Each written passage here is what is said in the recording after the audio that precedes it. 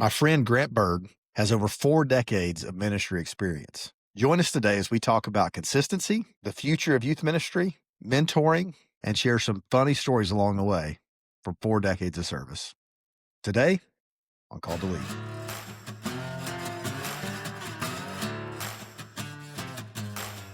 All right, welcome again to the Call to Lead podcast. With me today is my friend Grant Byrd, Dr. Grant Byrd.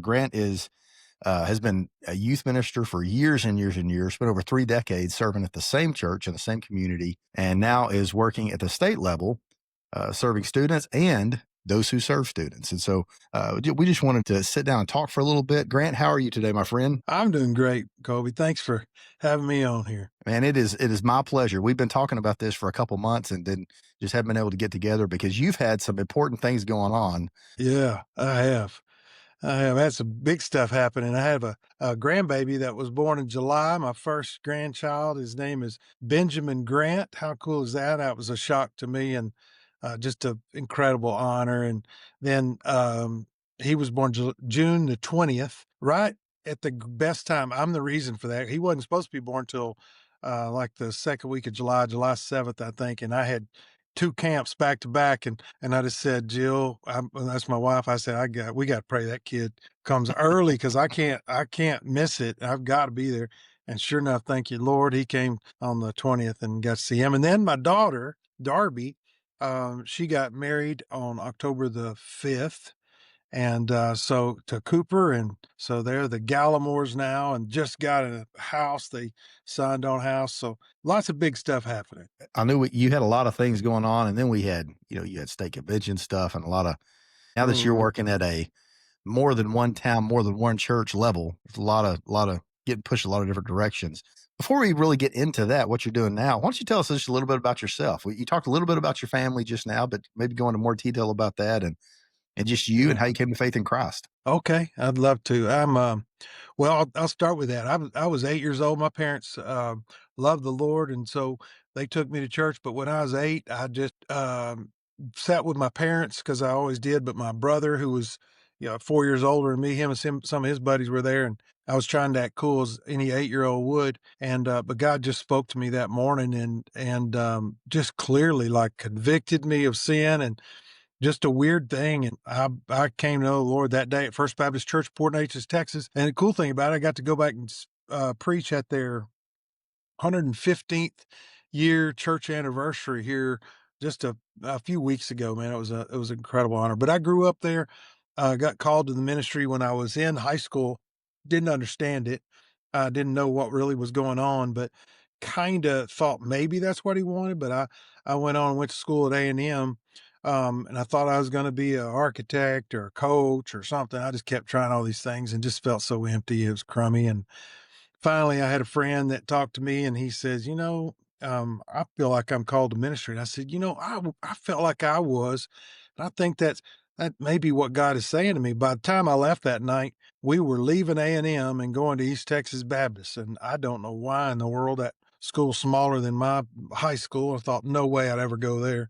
But I did, and that friend of mine didn't go, and I did. But God really did some great things in my life. Went to Southwestern Seminary and got my master's and my doctorate there, and I met my bride on a blind date. So thank you, Lord, for that. And she's awesome. We've been married 36 years. She's so much better than I ever deserve, and I still completely love her, and she puts up with me. So I don't know why.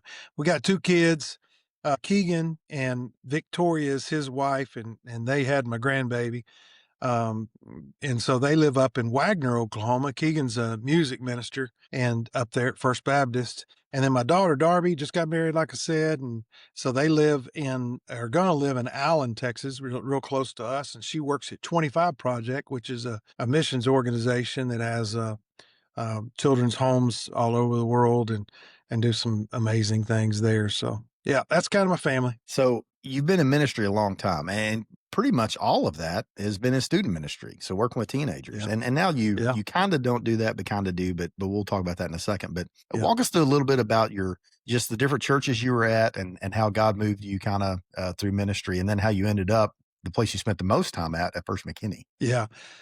Well, I started working when I was 19 years old. I started serving in churches and didn't know what the heck I was doing, but I served in churches for summers and then my senior year in college, I worked at First Baptist Church Mount Pleasant. I worked at First Baptist Church Greenwood, Louisiana for a while. I was a summer missionary out in California in San Diego, suffering for the Lord out there. That was the same summer that one of my best buddies, who's been on this podcast, Morgan Malone, he got to go to Kansas, and I got to go to San Diego. I Man, still love to pick at him about that, but it was a great summer. And then I served at First Baptist Church Throckmorton for a short time. I served at Friendship Baptist Church in Cleburne for a very short time. I just loved all those. But then I went to Second Baptist Baytown as soon as I graduated from seminary, and I served there 5 years. And I thought, man, this is a great church. And First Baptist McKinney, which I'd never heard of before, called me, and Morgan was the one that gave my name for that. And so I talked to them, and I ended up being blessed to stay there for 33 years. When I got there, the town was about 20,000, and when I finished serving there at the church, we're at 250 or 250,000, something like that. It's crazy how different it is, but that's kind of where I've served in the different places. Right now, I serve as the youth guy for the Southern Baptist of Texas Convention, and I'm called a student ministry associate. I hate that title, so I'm the youth guy, and I get to go around and shepherd youth ministers and put on camps and evangelism weekends and called to ministry things. It's a really great gig right now. I'm loving it. Feel like what I've done up to this point has allowed me to do that. I still get to mess with students a little bit and get to know them and at camps and stuff, but mostly I'm dealing with the youth ministers and helping them. yeah, so the place, I'll just share a little bit. The place that the first time I met you was through Morgan as well, because I was working on staff. I was the intern, and I was 19 in college when I got saved, and then felt called to ministry just a couple months later. And I tell people that, I got saved. I was drinking, doing all the stuff I should have been done, and I was hungover one day, but I was raised in church. And so the next day I woke up after this party. I was pledging this party frat, and they were growing weed in the back of the frat, all kind of stuff that you shouldn't do, right? And so and I was there with them, and woke up the next day and just miserable, and I asked, I said, God, why am I doing this to myself? And then it was one of those moments where it's as if, like you said, God spoke to you, God spoke and said, because you're trying to do all the things, you're trying to be who they want you to be instead of who I've called you to be. And at that moment, I didn't realize it even at the time, because I walked the aisle and said a prayer, got baptized when I was 10, but I was living my faith from my parents. Dad was a deacon. My parents were Sunday school teachers, and I was living out their faith instead of mine. I'd never had my own. But that day, I decided, this is my faith. I believe this. Lord, I surrender to you.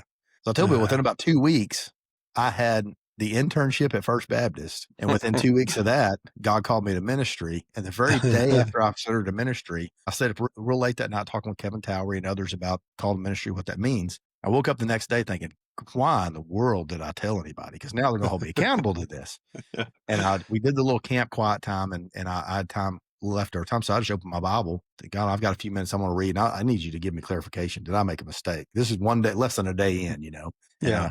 he showed me, and I just flipped open my Bible, and it was where Jesus calls his first disciples. And it says Mm. immediately they left their nets and followed him. And one of those other things where God spoke and said, immediately means immediately. You don't have to understand it. You just have to say yes. And so Yeah. I said yes. Then that afternoon, I had a long conversation, the first really long, serious conversation I'd ever had with the female intern that they hired that summer. And 2 years later, I married that girl, and we've been married for 23 years now. So That's saying yes to awesome. God leads to a lot of good things. When it leads you That's to be right. exactly where he That's wants right. you to be. That's So, right. so I met you pretty soon after feeling called to ministry, because you always, and this is probably 20, I don't know, 20, it's probably 2002 or 3. So you were well into your service at First McKinney. Yeah. But I'd never done a D now. My church had never done that. You guys did one, and you said, I need some leaders. And so Morgan, I think, told you, give me a call, whatever. Yeah. You needed a bunch of people. I showed up, and I remember I had a final on the Friday, but you always do a training on Friday. Yeah. And I had a final that morning, and I was like, he won't care. So I skipped out on the morning training, and I showed up at lunch, and you're like, where are you? I don't know if you even remember this, but you were mad at me I for don't. missing the I training. don't.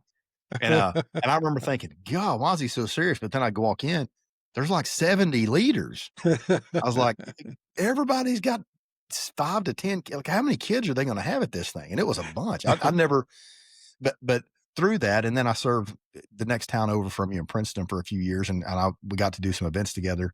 One Yeah, time, I don't know if you remember this, but I even applied for a job to do the worship thing when Michael Crow was leaving. yeah, yeah. I came to set for an interview, and I remember you told me what the summer schedule looked like. And for the pay, I went back and told my wife, and she said, "You can't do that."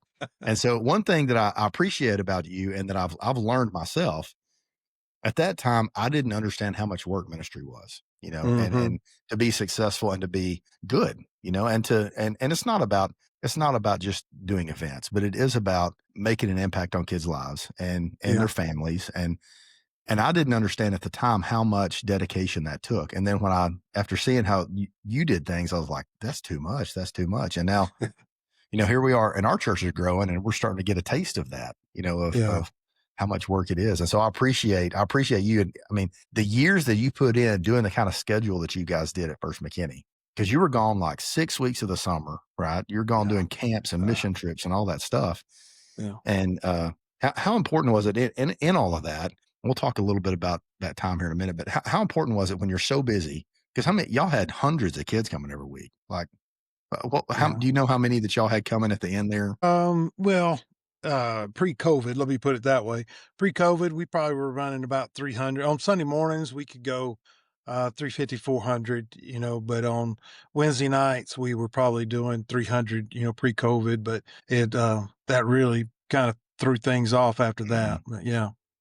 Yeah, and then at the big events that you had a lot. I mean, you'd have a lot of Yeah, there kids. was there was a bunch of kids that came to those things, and that was, that's the way youth ministries are now. They come one time a month and they think they're active, Mhm. so everybody would come to those big events and it would just be, running around everywhere. Lots of fun, lots of good stuff, and lots of times that God called people out just like he did me and you, and punk kids that now are getting a chance to serve. And so yeah, pretty good stuff. Another thing that you were intentional about at your time at First Baptist, for sure, was mentoring and building up other youth pastors and youth leaders. So y'all had like an intern program, intern associates, whatever you want to call it, for years and years Mhm. and years. And we can name names that people that I know, people that we know.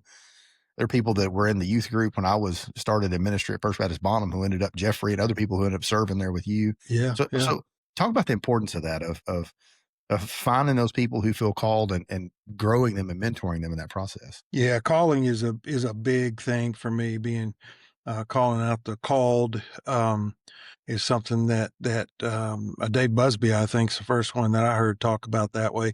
My thing is this: is I feel like we're kind of at a crisis now as far as like people that are saying yes to the calling on their life. That's at a real low. And man, I get churches calling me all the time saying, "Hey, do you have anybody for youth ministry or children's or whatever?" And I've got a very few, resumes that I keep on hand. And whenever somebody has a resume, they'll send it to me and I'll send it out. But man, we just need a lot of people. But here's the thing: God hadn't called less people. They're just not hearing that call. It's kind of like my phone's ringing, but I can't hear it. I think that's what's happening is when we as ministers are not talking about calling in the same breath as what is God saying what he wants you to do. Does he want you to be a lawyer, doctor, a teacher, an athlete? What does he want you to do? Minister has to be in that conversation. When that's in that conversation, then that's in their mind and they're thinking about it. Now they're not just saying, "Oh, well, I'm going to be a blah blah blah." And then God calls you and you go, "But God, I want to be a so and so." So when you're talking about it as a sixth, seventh, eighth grader, you talk about calling. Then when God calls them, they're going, "Oh, okay, well that's a step I want to take. Instead of Mhm. step taking pre med, I'm taking a step to be a minister." And so I think we've got to do that more, and we got to call them. We've got to say, "Hey, here's an opportunity for you." So at our youth services and at our anything big event, we'd always talk about calling. And this summer, we had 4 camps this summer, and we had 368 kids who said yes to saying, "I Mm, feel like God is calling me in ministry." That's that's amazing. I'm so great. excited Mm. about it, and I just think that's a big deal. So when when kids are called, then we would say, okay, we would do meetings with them and we'd do them like quarterly. We just have them over the house. Nothing that I'd plan out a lot of, but we'd have pizza. I'd figure out who's there. We'd call, well, my wife would call and order pizza and we'd sit around and just talk and we'd have questions that we'd say, here, what questions do you have? Always they were, what am I supposed to study? What am I supposed to do? And I said, well, I can't answer all those things. I can give you some ideas, but really any major you want to do, you can go to ministry from that. It's not a problem. Anyone, anything communication wise is good, and anything teaching wise is good. So there's just a lot of things like that. You don't have to go to a Baptist school. You don't have to go to seminary. All that is training though, and the more training you get, better you are. But Mhm. if you don't, it's okay. But we would do interns in the summer and we would work them to death. I mean, we wouldn't have them do anything we wouldn't do. I mean, we were there before they were. We stayed usually at least until they left. And we did what they did, but boy, we would work them and when you're in college and you're coming and we're working for 10 weeks straight and it's just constant. Like I would tell them, they'd say, "Hey, can I take a course during the summer?" No, there's no possible way.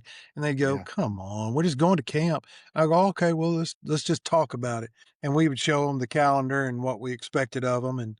Um, and so they learned a different way of doing ministry. I think a lot of times they have in their mind that ministers are lazy or can be lazy, and Mhm. we wanted to throw that out as soon as they got there. And so we weren't lazy. I never wanted anybody to call me lazy. I wanted to do what God wanted me to do and have a focus on that. So we did that with interns. We had an associate program where they would work about 2 years, kind of a like present day residency. That's what we would have called. They would come and serve with us, and they were usually out of seminary or working on seminary at the time. And so we would give them lots of opportunities, more than they would as an intern. They would teach and they would train and lead, and so it was always something that I think is really important.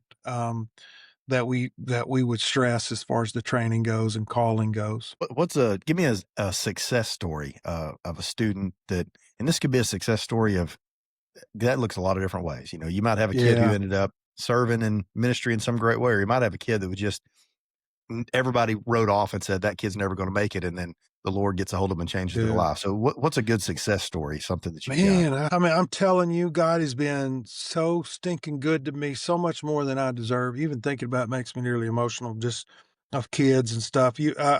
I was thinking about that question about who that I would say, the two that are the most important to me, I've already mentioned, and that's my kids. I was so scared to death that they would not love God. I saw so many ministers' kids Mm, who kind of ran away from that, and I just told my wife I can't have that. And so we were so prayerful and so focused on them not doing that. I would never talk bad about the church. I would never talk bad about a staff member. It's not that I didn't have problems with them, the church or the staff members, because I sure enough did, but I wouldn't talk about it, and I didn't talk about it much in front of my wife either, because I did not want my wife to hear me griping. My pastor that's still there, Sam Home, he's an awesome guy. I was texting with him today. But if he'd have made me mad about something and I go home and tell Jill, well, that dadgum Sam Home did so and so and so and so. Well, the next morning, I'd already forgotten about it. Probably had already talked to Sam and called him a good for nothing, and messed with him and laughed about it. We went on. Well, my wife still remembers that he's a good for nothing and she doesn't like him for nothing. And he's standing up preaching. And now mhm. she's got to think, well, I don't really like him because Grant doesn't like him. Well, Grant's fine with him. But I just said that with my wife and with kids. I'm not doing that. I'm not going to do that. But anyway, so success stories, Egan and Darby, praise the Lord. Only by his grace are they serving where they are. One thing that I'll tell you that's really good is, after serving in First McKinney for 33 years, I said, who's going to come and do this? Because I wanted I wanted to continue on being a great church where kids come to know the Lord and serve him. So who's going to be the youth minister there? And so I was praying like crazy, as much as the church was, for sure, that God would send a good guy. And he did. I feel like one of my boys, Hayden Gillum, is the youth minister there, and Hayden grew up there, was an intern with me, and he's really young, but he's going to do an amazing job. And That's the only thing I told Pastor Sam. I said, "Man, Hayden's going to do great. He's going to do amazing." Before they even hired him, they said, "Who do you think?" I think Hayden will do awesome, but he's young. He's real young. If you don't keep the adults off of him, he's going to be in trouble, because he's going to be fine with the kids, but those dang adults can chew you up, So That's right. they could be your best friends, which I still super friends with my guys, my youth workers there. But he said, "Oh no, we'll watch out for him," and they have. He's going to do awesome. They've got Disciple Now this coming weekend, so I'm praying for them that it would just be an amazing year. So there's some stories that ended well, and that's a great example of what we were just talking about before too, of mentoring and raising up the next generation that still inside of that own church grew up there, home raised, home bred, whatever you want to call it, and now serving. What's a story that didn't end so well? Kid There's probably wise, well, there's I probably mean, as many of those. There's probably as many of those as there oh, are there good ones sure too. is. But There's enough I want to wring their necks. One that's funny, I was thinking about it whenever you said about, we're talking about the size of McKinney. I remember early on, I could go up to a stop sign because we had more stop signs than we had lights. I'd go up to a stop sign. I knew somebody at the four-way stop. Is this that small? You just know, you knew somebody. I came up to a four-way stop one time and I saw a kid and I waved at him. He flipped me off. And I thought, what the heck was that? I hadn't seen him forever. Well, in a couple weeks, he was at youth group and I was like, oh, I can't wait to hear this. And I went up to him and said, hey, what the heck were you telling me I'm number one for? And he was like, hey man, I mean, tell you, I'm sorry about that. I said, what in the world did I do? Did I go out of turn or what? He says, no, I saw you. I started thinking about church and I felt like you were judging me because I wasn't going to church. And so I didn't know what else to do. So I just flipped you off. I he said, didn't he well, didn't try I'm to glad you're here. he didn't try to Jerry Jones you and say, I meant to give the thumbs up. Yeah, It I was a forgot. mistake. I meant No, to he do didn't thumbs that up. And time. all right. No, that's one. I'll tell you one guy that comes to mind every once in a while. I won't say his name. You wouldn't know him, but it's a common name. And it was in Baytown, and I spent weeks with this kid. I mean, he would come over for discipleship and mentoring. I bet you it was a semester. In fact, I know it was a semester because we talked about going in the summer. And I said, we'll just be too busy in the summer. We'll pick it up in the fall.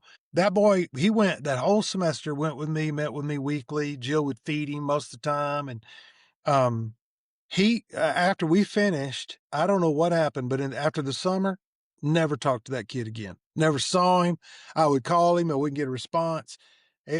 I'm still don't know what happened. I don't know what happened. I mean, as far as I know, he could be in heaven right now, doing great. But I just lost him, and I just when you think about failures, I think I sure enough did something wrong there because that boy just disappeared on me. Never came back to church. Who knows? I had a kid one time. This is probably 10 or 12, no, 16 or 18, probably 18 years ago. Had a kid who was, him and his girlfriend were involved in stuff they shouldn't have been involved in. And he was convicted and he came and said, I need accountability. And can you do that? And I said, absolutely. I'll hold you accountable. I said, when you're in those positions, text me, call me, and I'll call you right then, or I'll just check on you every now and then. Well, about 2 weeks later, he comes in and he says, hey, I need to tell you something. We were doing stuff. And I said, why didn't you call me? He said, well, you're the last person I thought of in the middle of this. And then that's the point of this, that's the point. And then, so I started 3 or 4 times, especially on the weekends, started texting him, Friday, Saturday night, Sunday, whatever. And he wouldn't respond. And then he goes, I hear a few months later, he doesn't come to church. I don't see him for months. And then I hear, and he was active coming. And then I hear from another youth pastor of mine. He's like, yeah, he asked me to be his accountability partner last week because he says he's struggling with this thing and he couldn't talk to you. And I was like, he's already told me about all this, but it's just, sometimes I guess, I don't know. Sometimes people think that the pastor or the youth pastor, whatever, has it all together. Mm-hmm. And we don't, we sin and we struggle just like anybody else. But Not at for all. whatever reason, and even us, when as adults, as men, it's one thing. I'm working with firefighters and stuff a lot and stuff at my full-time job, that a lot of times, especially at first, when I first started doing that, there were guys that would come and say like, oh, sorry, I can't talk this way around the pastor. And I'd be like, I'm not your judge. And I promise you nothing you're going to say is something I haven't heard before. I'm not going to be offended by what you say, but I'm not the one you have to worry about offending. You know what I mean? Like I'm not here to judge you. I'm here to love you. I'm here to love you. So say whatever you want. Don't change who you are because of me. but maybe eventually you'll change who you are because of Christ. You know what I mean? So, Yeah, for sure. and sometimes with kids, it's that way too. I think when they do mess up, they feel like I can't come back. And that's the Yeah. last thing we want them to think, you know? Yeah. And as ministers, that's such a great thing for us a lesson that we need to learn. Like, I want to be there at the door. I wanted to be there when I was a youth pastor. I wanted to be there at the door when kids came in. I don't care if I'd seen them, 4 days ago or 3 days ago or a year ago. I'm hugging that kid and saying, man, I'm glad you're here because Yeah. I want them to understand that they're welcome there because they're no better or worse than we are. And so, if we could communicate that with people and not make them feel like they don't belong there. God doesn't want them like they are, but they belong there as much as I do. So yeah, that's a tough one. And that's the thing too, is when they see you as a minister, they see you as something that somebody's got that connection with God, which is a good thing. But that conviction sometimes comes to us, and rightfully so in some ways, and then totally wrong in some ways too. So Y'all took kids to camp, and y'all went to multiple camps a year, and y'all did extreme camp and a lot of different stuff. Y'all did a lot of different things. What's a funny camp experience that you've got? oh man, well, the other day we were talking about a funny camp thing. Well, we did a lot of stuff that was fun. We woke kids up in the morning in a lot of different ways. This is somebody said, are you going to do that now as the guy from the convention?" I was like, "Oh man, I'd be in jail in a minute." At McKinney, because I was a guy that just had done it forever, we'd wake them up with a leaf blower, and or I put on a gorilla suit and we'd film that, and I just go up to them when they're asleep and just poke them on the nose with that full gorilla suit thing. We had we called it Extreme Camp Band. Me and a guy that played the baritone, he was actually could play, and then Mark Presley would play the drums, and I would play the trombone. I can't play the trombone, but we would march. We had full out uniforms, and we would march through all the dorms at like 6 o'clock in the morning, and wake up, every kid, and it was a lot of fun. We enjoyed it, even though we were like walking zombies. We were so tired. I do remember when I first started out, I was young, 19, and I went to camp, took kids to camp, and they had this pond, they had a swimming pool, and that swimming pool is always, like chained up. You couldn't go in it for nothing. We were playing, and it was just hot and burning up, and we were playing football. There was a little bit of rain earlier in the week, so it was mud, and so we were just having a ball out there, and we got a little muddy and stuff. And they told us, "Don't go in the pond. Do not swim in that pond." And I'm just thinking, man, we're gonna carry that mud all in the dorms, and that'd be bad. So we just went and jumped in the pond, and we were jumping around and having the best time. It had a bunch of cattails in it, tall cattails, and I hear somebody yell, "What in the world?" And I thought, "Oh my Lord, that's the guy in charge of the camp." And so I snuck out through the cattails, went back to the dorm, took my shower, put my clothes on, came back out. He was still yelling at them. And he says, "Are these your kids?" And I said, "Yes, sir. I will take care of them." And so we walked them back to the dorm, and I said, "Because y'all didn't tell on me, y'all can go take your showers and you're okay."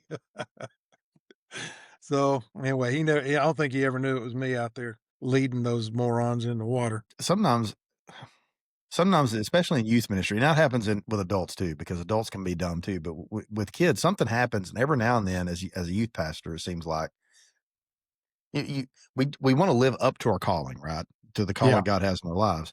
But every now and then, just to get in with the kids, to be relevant, it seems like we feel like we have to live down Mm, to that junior high boy or high school boy or girl level, yeah.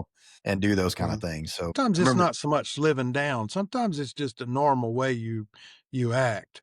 living Yeah. amongst, yeah. I remember a Yeah. story one time of a guy who, had a lock-in at his church, had a bunch of kids, and, he forgot to bring a cooler, right? So he's like, "Well, just you know what? The baptistry's there." So he just dumped this ice and a bunch of drinks, had cases and cases of drinks in the baptistry. Well, the problem is the kids didn't drink all of them. So they're having baptism this is on a Friday night, whatever. So on Sunday, they go in and there's, Dr. Pepper's floating in the baptistry, and some of the deacons get mad and, call him out on it, and he's in trouble. But that's actually that's making that multi-purpose, right? That's That's right. just I not mean, hey, wasting space.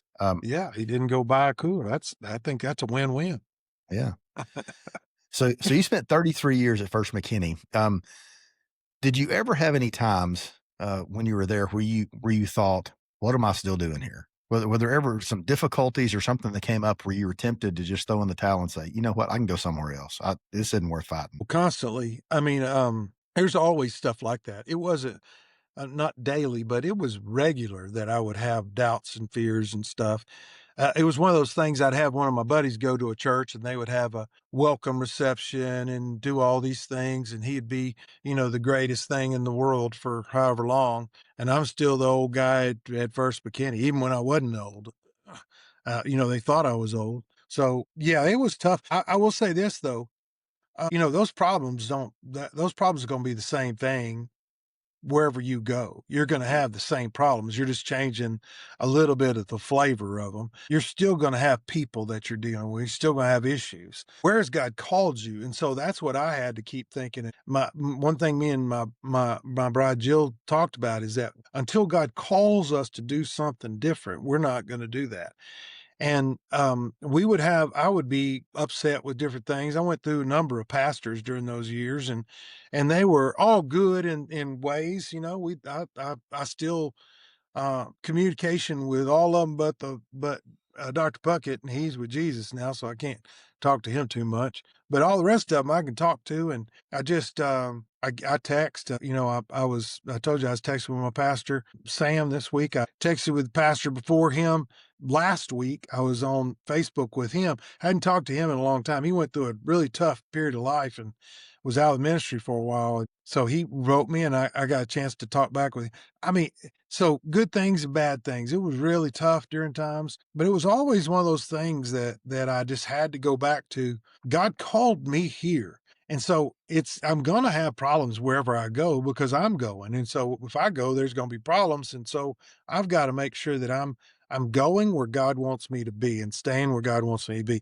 And honestly, we never had a problem with it, with even thinking much about going somewhere else. I'd have churches call and we'd pray about it because I had a guy. Well, the reason why I'm at McKinney was because a senior adult minister said he came in one time, and how senior adult ministers will do, he just sat down in my office. I was on the phone and I was talking to a church, and he says, "Hey, what are you doing?" I said, "I was talking to a church. They wanted me to come be their youth minister." And I said, "But I don't want to go there. I love what God's doing here." And he said, "Did you pray about it?" And I said, I mean, well, no, but I know I don't want to go. And he said, "Well, if you don't pray about it, how you know?" And I said, "Well, that's a good point."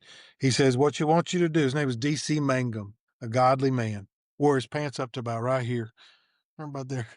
He said, "You, from now on, when the church calls you, you tell them, 'Thank you for calling me. I will pray with you about it, and I'll send you my resume, and I'll trust God for an answer.'" And so that's what I started doing. And even though I didn't want to go, I'd tell them I'm thoroughly happy here. But wasn't probably a year after that First McKinney called me, and I said, and I will say this: my resume was the worst. It was one page of hardly anything. No, nothing that was flowery. There's no reason why you should look at that resume. But that's why I was expecting God to do something. If he wanted me to go, he'd work through that. And sure enough, they called me, and I just know that God called me there, and I was going to stay there. About a year before I left, I started feeling, somebody worded it this way, and it's the best, is spiritual discontent. I started feeling weird.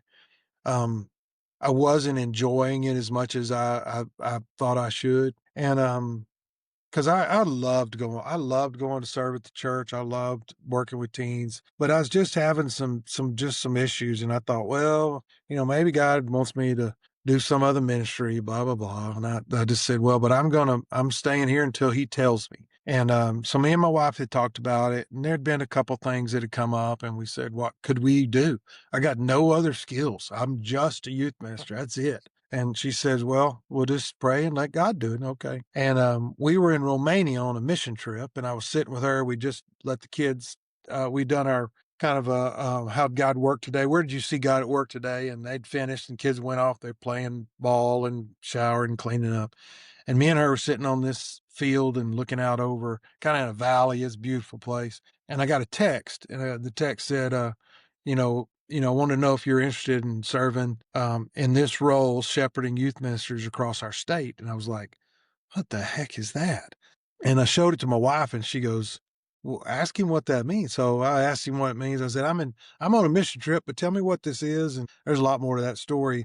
And he explained it a little bit, and I told her and I read it to her, and she said, "That sounds exactly what God's made you, how God has made you." And I said, "Yeah, I know it." And I mean, it was a weird feeling right then. And it wasn't within a couple of weeks. I got home from a mission trip, and I said, I'm supposed to go do that. And that's what happened. I mean, so until God told me to do differently, I was stuck there at First McKinney, happy, happy that I was able to do it. And it was a great church, incredible people. Yeah, it was good stuff, but God has me here, and I love it here. It's been so fun and so new, but different, very, very different. As you tell that story, two things stand out to me. Number one is the idea about calling. You're right; it's so important, and that's one of the things that I tell students. And I might have got this from you or some. I don't remember where I got it from because I hung out with you some and with other. I've had so many people that have invested in me at different times of ministry that Amen, praise the either been Lord. friends or co-workers or lead pat whatever. Everything that I know that's good probably came from the Bible or them, right? So Yeah. but one of the things about calling is, as I've done for years now, when somebody, especially when they surrender to ministry, if they accept Christ, I have them do this too. But when they surrender to ministry, especially, whatever you feel, whatever you felt, whatever scripture God spoke to, anything, immediately write that down. Write it down as a story. Exactly what happened. Because some point down the line, it may be a year, 5 years, 10 years, 20 years, maybe when you're 50 years old, you're going to say, there's going to be a time where you want to throw in the towel and say, this is not worth it. So, Right. God, I love you, but right now I don't love these people, or right now I don't love this Yeah, church, or I don't love this situation. yeah, Uh, and I don't want to do this anymore. But when you can go back to your calling, you're reminded that, you know what, I'm where God wants me to be and doing what God's called me to do. yeah, And anything less than that, I would be more miserable. I tell people, if God's yeah, called you to ministry, if God didn't call you to ministry and you decide I'm just going to go do this because I think it'd be fun, you're going to be absolutely miserable. If God does call you to ministry and you say, I don't want to do that, I'm going to do something else, you're also going to be absolutely miserable. yeah, that's But when true. you can say yes to God, great things happen. That's the first Oh, thing yeah. out of that comes up. The second thing is that talking about your new position and how you're still doing student ministry in a way, but on maybe a broader scope, statewide instead of one specific church. But also the idea of leading leaders, of investing in student pastors. That's something I saw in you, years and years ago when I was at Princeton 20 years Praise ago. the Y'all would Lord. have occasionally have some, at that time it was, I don't remember what we called them. We'd have an online thing, which now is common, but 20 years ago Yeah. wasn't that common. But you'd have, Yeah. Josh and Doug, or have somebody on, and you meet there at the cafe area there at First McKinney Uh-huh. and put it on the screen, and then have a question and answer time. I remember coming to some of those things where you put those things on. So you were doing that at least 20 years ago, Well, and so yeah. it's something that God's been, I think, preparing you for a long time. Yeah, I agree. I agree, Kobe. I mean, that's what Jill said.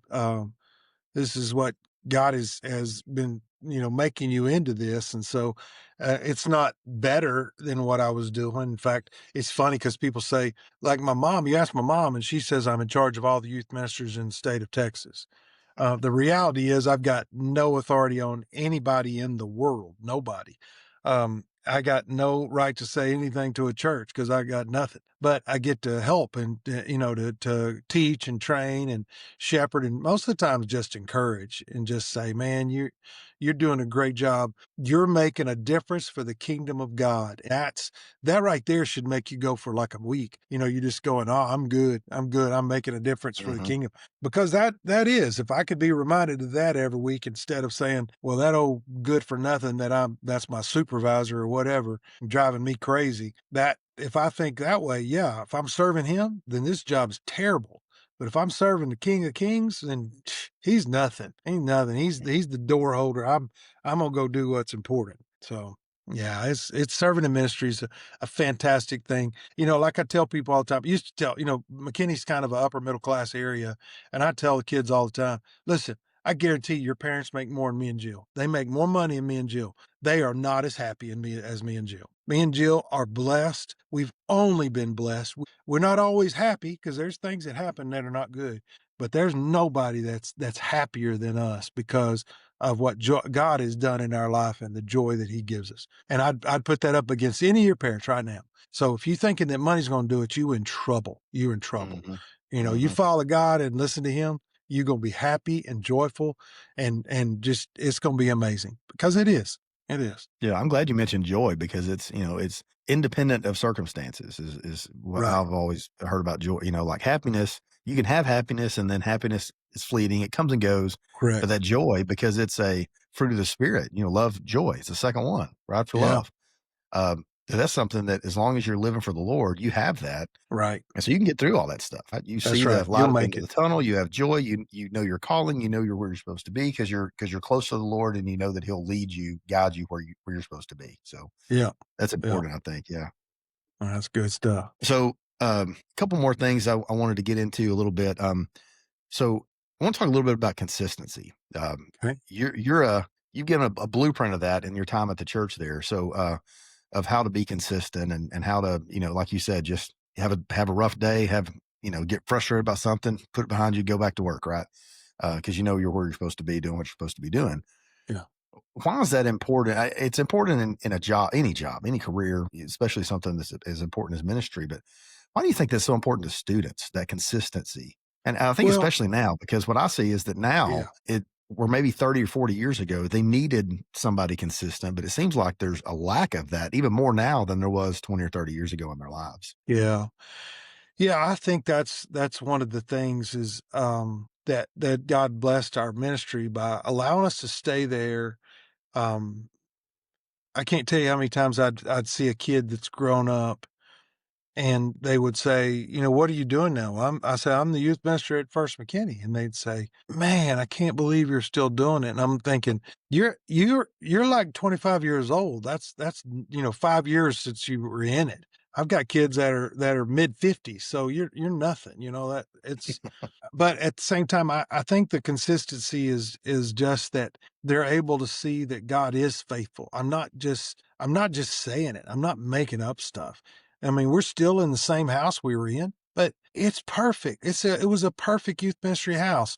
We had, I don't know, 20 years ago, we put in a pool. I didn't want to put in a pool, but my wife loves swimming and loves the sun. And so we talked about it with our kids. They were real young, and she said, they would love it and they'd love to have kids over and we could use it in the ministry. And I'm like, okay. And so we just saved our money and put in a pool. Well, they used that thing every day of the summer. Whenever I was gone, they were always in that pool. We had kids over every Monday night in the summer. We had more pool parties than we ever thought.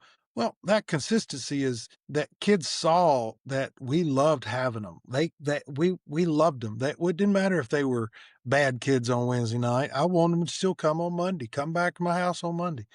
I didn't. It didn't matter. I just wanted to take care of them and love them and bless them. And so I I think that they didn't see me at my best all the time because I'm at the house and I'd want to, dot somebody's eye sometimes when they would spill something on the carpet or, whatever. But I think by seeing just a regular guy who loved them and still was a mistake and mess up, they thought, well, this is okay. It must be real because it is. It's just real. I mean, I was talking to guys probably well, my daughter got married in October, so it wasn't long after that, and they said, "Hey, uh, I got a daughter. Should I start selling things off right now to pay for that wedding?" And I said, "Yes, you need to sell every other kid in order because you're gonna need all that money." And then they'd say, "Well, how are you gonna do it?" And I said, "Well, God is good, and I had people that told me a long time ago to start putting money back for education and for weddings and for vacations." And I said, so I did. Not much, I put a $5, whatever, just a consistent thing. And that consistency allowed us to put our kids through school. We had paid for a wedding, and we've been on vacations all over the world. And it's all, I mean, we don't make enough money to do that, but God has allowed us to do it. And so I just tell kids, it's not about how much money you make. It's not about any of that. It's just following God. We tithe. We take care of. We've got kids all over this world that we consider our babies, and uh, Sierra Leone and in South Africa and in Zambia. And we just got to go see our kids in Dominican last week and love on them. Yeah, I mean, that's nothing like that, man. I mean, we are so Mhm. blessed, and it's only because God is good and He's given me so much grace to be able to stay in ministry like this. He's been too good to me. That's all I can say. Yeah, that's amazing. What's a good piece of advice that you've received somewhere along in ministry that you still carry with you today? Okay, first one I'll tell you is act like you know what you're doing, even when you don't. That's probably the best thing I can tell you. My youth minister who introduced me and my wife on a blind date, who I about 364 days a year, I think he's the greatest guy in the world. He introduced me to her, but before that, he was my youth minister in 7th and 8th grade, just for those 2 years. And then he went to her church and was her youth minister in high school and college. So I went visiting with him one day. He said, "Hey, what are you doing?" I said, "Nothing." And this is after my mom got me off the front yard playing, you want to go to the hospital visiting with me? I said, yeah. So I went to the hospital and we walked in through, this is a different day and age, but we walked in through the emergency room, went to ICU. I went in, stood at the foot of a bed. He prayed for him and talked to him for just a second and we left. And I thought, that's the greatest thing in the world. That was awesome. But the reason why we did it was because he said, act like you know what you're doing. Now I'm a 12-year-old kid walking through ICU. There wasn't anything I was supposed to be doing in there, but I thought I did. So I did that a long time. Second thing I'd say, that's the most important. Second one is that understand the significance of prayer. Um, I mean, I just pray to God a lot, and I pray more now than I used to. That's for sure. I'm not good at really doing prayer journals and stuff. I'm not. I wish I was because I could see all these answered prayers, but um, there's just a lot to it. And there was an old book called This Present Darkness that showed me it Read was it, a yeah. fiction. Mhm, Just an incredible book about spiritual warfare. mhm. And in my mind, I think that's a lot closer to the truth than probably what people really know. And that God hears the prayers of his people and he answers them. And so I just pray a lot and he's been nothing but good and consistent to me. So praying. I would say another thing about ministry is that you better be living it, not just talking about it. You ought to be sharing your faith. You ought to be talking about it. People ought to know, what do you do? I get to follow Jesus. The other day I have this little ring that says Jesus period on it, and I was at a restaurant by myself, and I got through, and the guy says, "Oh, I like your ring," and I said, "Well, yeah, that guy changed my life," and so we just had a conversation about it. But I always want to be looking for ways that I can share your faith. So that's something. When you're doing that, and I'm with a kid, and a kid sees me do that, that's something that's impactful for their life. It sure was for mine. I saw people do it as I was growing up, and it made a difference. So hopefully it will with others. I remember probably 10 years ago or so, and, that's kinda when the bracelets thing started hitting, people wearing the bracelets all the time, and I was like, "God, those guys are ridiculous," and now I look at myself and I've got Jesus Te Ama, I've got Jesus loves you, I've got a camp bracelet, I've got a pickleball for Jesus, a scripture on the back, and then I've got the 4 that Ryan Yeah. Fontenot does and that Uh-huh. FCA does. So Yeah. we got all the. I'm a bracelet. I mean, just got the Yeah. one, but the wedding ring's the only ring I'm wearing. But Yeah. and it does. People ask that stuff They sometimes. do. We'll They ask you do. about it. So, and pretty much every shirt I have is either fire department or camp Uh, slash church. So yeah. like you, Yeah.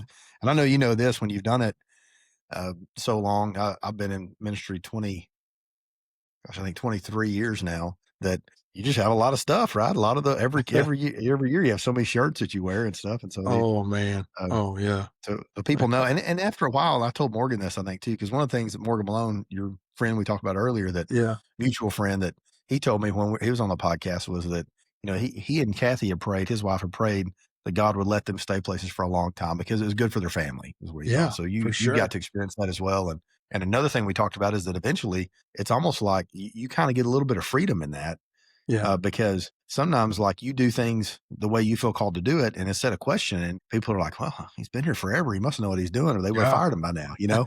And you kind of get a little bit of extra grace thrown in just Yeah. because you've been there so long. That's true. Well, transition real quick before we're done. I want to give you a chance to talk about what you're doing now a little bit. We talked a little bit about it, but what do you Yeah. like the most about the transition that you've made, working at the state? What's good? What's different? Is there anything bad? Hard to say that Well, because you're in yeah, office right now, but there's a heck of a lot different. I think the biggest thing is that I cried more in the when I knew I was leaving, so September. I I I cried more during that month than I did in my life cumulatively. I mean, it was because I knew I was supposed to go. There wasn't a question about whether I was going. I just was leaving my church and my family, you know. Oh, not my personal family, but my church family. And it just broke my heart. So I miss that. I miss that. We're still members at First McKinney, but we go to a different church nearly every week. I'm really trying Mhm, to let Hayden be the youth minister there and not have, an old man watching over his shoulder, even though I wouldn't. I told him, I'm your biggest fan. We met this week for breakfast, or last week for breakfast, and talked about, Disciple Now, and just spent some time together, just thinking about things and what else needed to happen. That part I miss. Now I don't miss a lot of the hassles behind that. He's still trying to find houses and so much stuff like that that I was just going, oh my goodness. I was stressed for him in that process because there's so many things that most people don't even think about that we have to mhm, do. But so I don't miss that stuff. But the Wednesdays and Sundays that I get to see the kids, and even though it was frustrating at times, I miss that. I miss that a lot. I miss my youth workers. They were like family to me. I see groups of them, some of them come and help me serve here and do events and stuff like that. They've been great to help with that, but I miss that stuff. What I get to do now is I get to shepherd youth ministers, and so I talk on the phone with guys every day about ministry and about what's going on, positives, negatives, questions, and stuff. And I don't have all the answers, but I can a lot of times I've got enough networking stuff going on that I can say, "Hey, you need to call mm, Melissa, or you need to call so and so, or you need to call this guy." Um, Sometimes it's big things, and sometimes it's little things, but just getting a chance to talk to them. I still get to do those camps. I do camps in the summer, and we had 4,500 kids that came to camps last year that we put on. We had we have 4 weekends that we do evangelism weekends that are all over the state. We have one in uh, DFW area. We have one in Austin area, Houston area, and then out in Lubbock, West Texas. So lot of things. We'll do those Friday, Saturday deals where we want to see kids come to the Lord. And I just think those things are still very viable, and kids don't get a chance to do that stuff anymore. So it's so fresh when they do. They get to go, regardless of how big your youth group is, pretty much they can come to one of those events and think, God, this is big, and wow, this is awesome. mhm, So, I think those are big deals. That we do a following your calling retreat in August, and that's kids that are called to ministry. And we talk about that. And man, we had 170 there this year, our first year to do that's it. great. And I was thrilled, man. 35 churches. And so super excited about that. I think it was at Southwestern Seminary, and I think that'll be next year. It'll be August 7th and 8th. I think it's going to be a really big deal. And I think hopefully it's going to be something that gathers some momentum, and we'll see lots of churches that talk about calling. We do a student minister getaway, and so that's coming up here in December.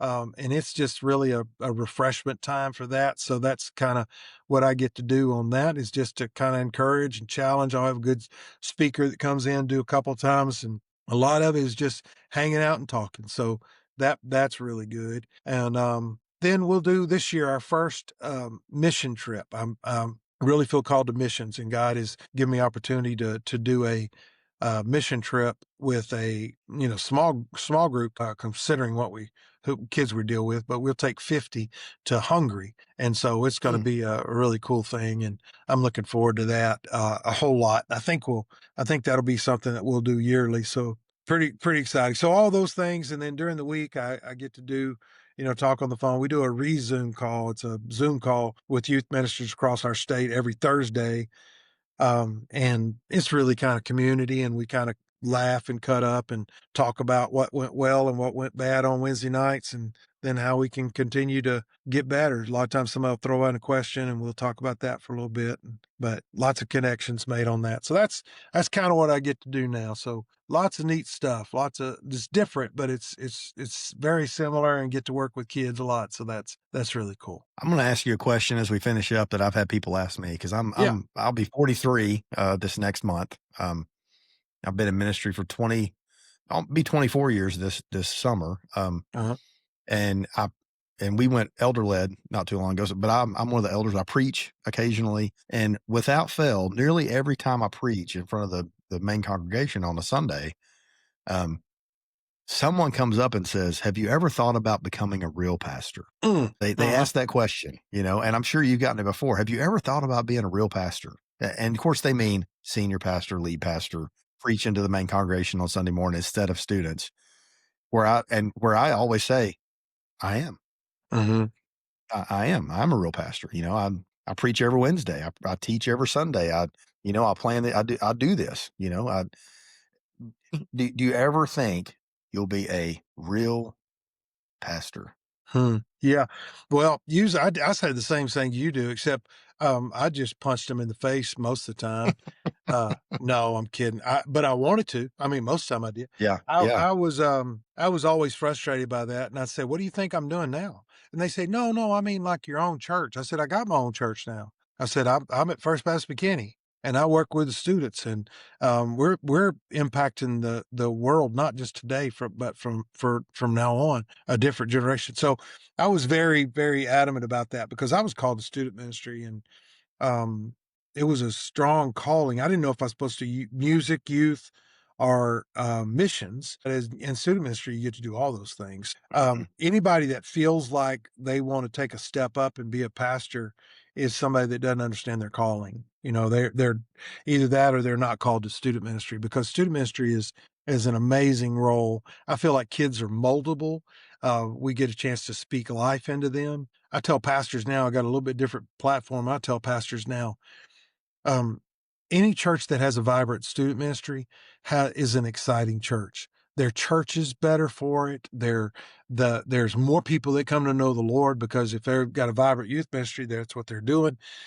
Man, I mean, God is always been done things through the students. So they just got to understand that. When you go back and look at revivals, and I'm sure you've talked about that at different times on this podcast, but nearly every great revival that's happened in our world, and has happened and started because of students and because of a student led kind of movement. So, man, real life, I just feel like real life is there. I can see adults that can look at you when you're preaching, and then as they leave, they say, "Oh, that was good," and they didn't hear squat. Whereas the kids will come up and say, "That wasn't really good tonight. I didn't like what you said," or I don't believe that. And they got more out of it than the guy that said, "Hey, that was a great sermon." I'd rather them be mad at me and argue with me than just to say great sermon. So I think being a student minister is an amazing call. Not everybody can do it. Not at all. It is a lot more. I mean, it's taxing. We have our pastor. I used to kid him. I said, "You've got security guards walking around you all the time. I got kids down there with knives that want to shank me like half the time on Wednesday nights, and there's not a guy around. It's just a different kind of thing. Youth ministers are a weird breed, and I'm proud to be one of them. Well, and you're right. I mean, that when you focus on, I think there's a lot of wisdom in what you said about focusing on kids, because when a church focuses on the people who are the main tithers, and I'm going to throw this out there. I think, Mhm, the kids can't tithe. Kids mhm. very rare. They can, but a lot of them don't have jobs. They don't, Yeah, whatever. They don't have not a real not job. gonna give much. But we spend a lot of money, and I think valuable resources that I think are wisely spent on student and children's ministries. Yeah, As well as I do, a majority of people that come to know the Lord come to do it before the age of 18. When the kids, whether they've grown up in church or not, when they get to college, especially if they go to a secular college or something like that, if they don't have a really firm grasp on who they are, being able to defend their faith, know what they believe, that's all going to get challenged, Yeah. and Yeah. and a lot of those people leave the church, and statistics say never return, or maybe don't return until they have their own kids, and they miss out on a decade of growth, Right. Right. uh, because they don't know what they believe. And so I think it's worth investing in them. And in our church, I told you before we started that our church has grown tremendously in the last 10 years or so.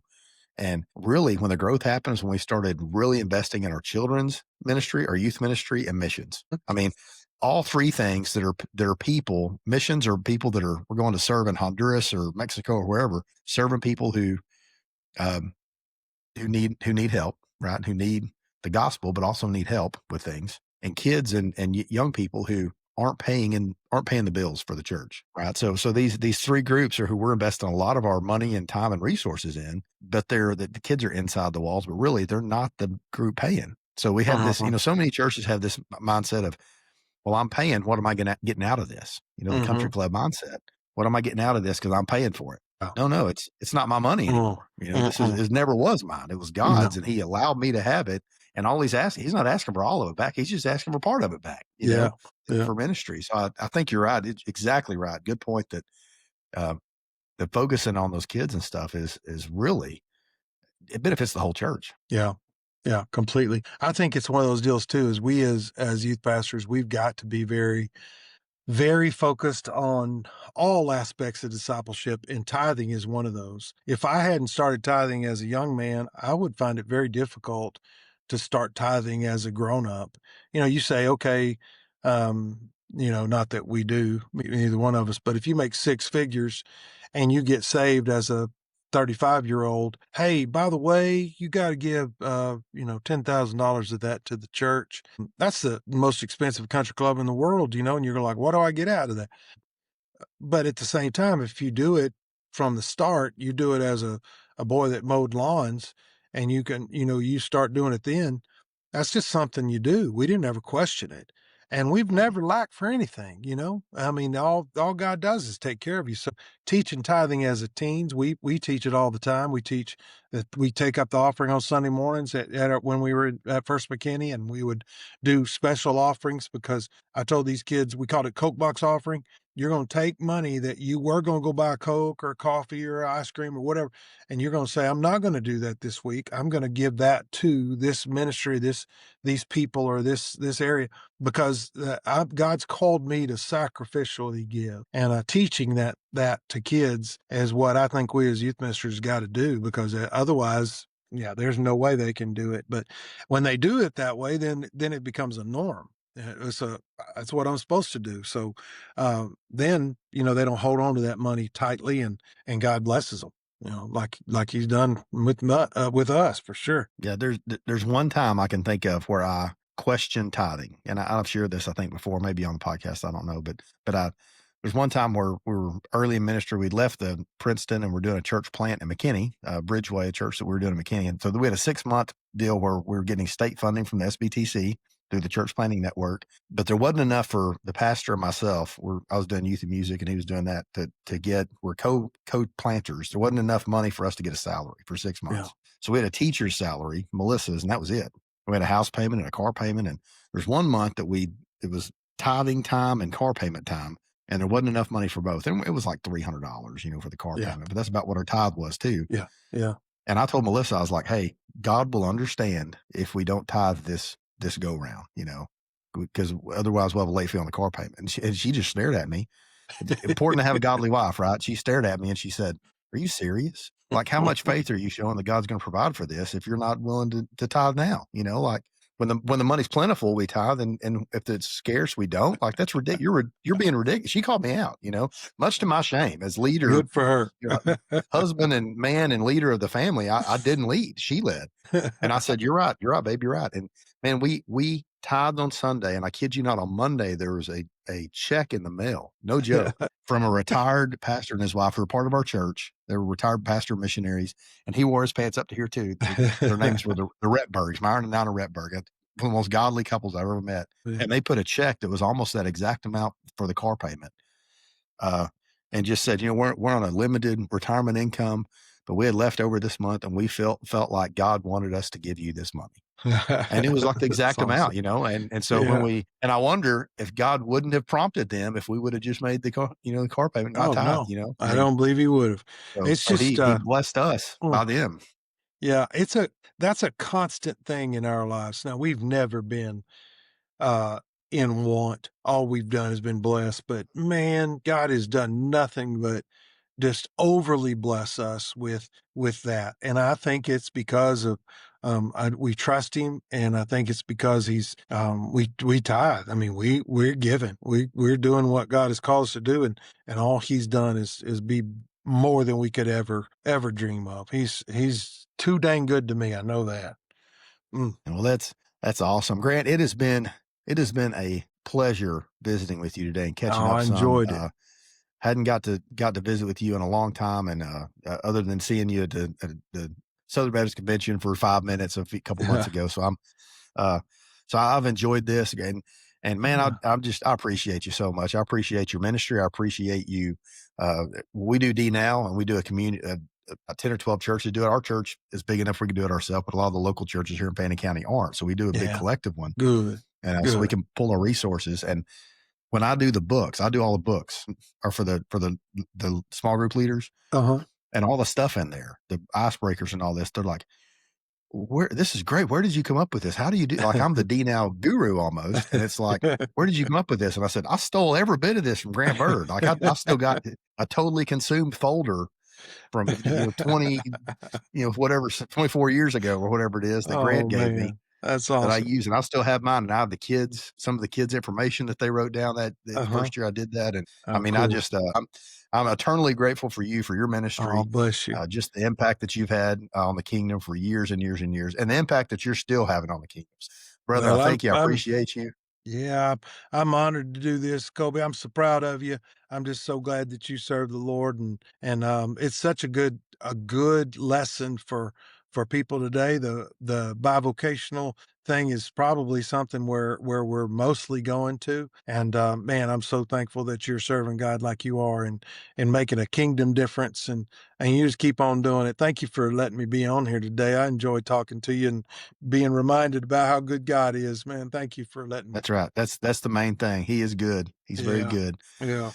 Grant, thank you again, brother. I appreciate you. Thank you Yeah. guys for watching, and we'll see you next time Yeah. All on right. Called to Lead. Thanks, Kobe.